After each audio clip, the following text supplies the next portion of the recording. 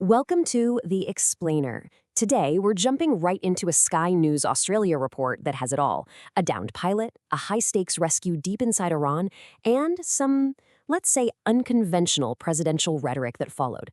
Let's get right to it. So, the whole thing really kicks off with these three simple words from former President Donald Trump: "We got him." And with that, he confirmed an incredibly dangerous and ultimately successful mission. Okay, so here's our game plan for breaking this down. We'll start with that daring rescue, then look at how the president announced it. From there, we'll dive into some pretty wild claims of a wider strike, analyze the controversial language used, and then wrap things up with a related action that took place right here on U.S. soil. All right, first step, the rescue itself. The whole story gets going when a U.S. F-15E fighter jet is shot down over Iran. Suddenly, its two crew members are stranded in extremely hostile territory. And you can see just how intense this was from the timeline. I mean, one crew member was rescued pretty fast, but for the second pilot, it turned into this desperate 24-hour-plus manhunt while he was all alone, on the run, deep inside Iran. So what does this pilot do? Well, the report explains that he immediately falls back on his specialized military training. It's called SIR. That's survival, evasion, resistance, and escape. And he followed this protocol to the letter, just trying to stay hidden while he waited for help. And the broadcast really drives home just how dire the situation was. I mean, there was a nationwide manhunt. They even offered a reward for his capture. And the final extraction? It was described as a full-blown, intense firefight. It's also pretty interesting that the report says Israeli intelligence played a key role in making it all happen. Okay, so the pilot is safe, the mission is a success. So how did the world find out? Well, that brings us to the president's announcement. The Sky News report highlights this direct quote from the president. He didn't just call it a success, he framed it as a truly historic military achievement.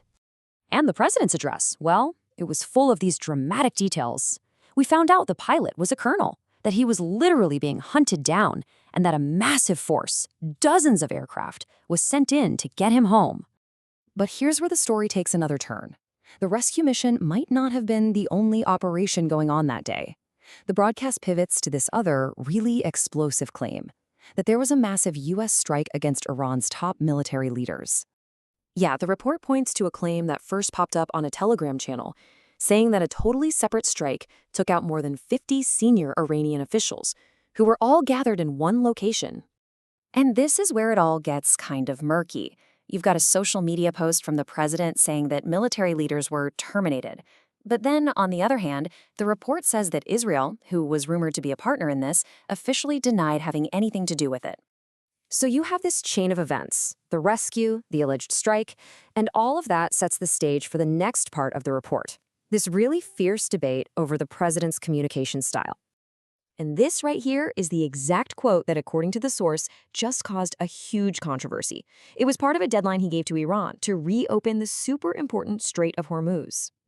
So this really split opinions right down the middle. You had critics from all sides calling the language totally unprofessional. But the show's host, he defended it, basically saying the president was just keeping it real and speaking to the Iranian regime in a language they'd understand. And that kind of gets to a core debate in diplomacy. Does this kind of talk just provoke people, or can it actually be an effective tool? And then the broadcast pivots again. It brings the story all the way from that international stage right back home, connecting everything to an enforcement action that happened in Los Angeles. And what was that action?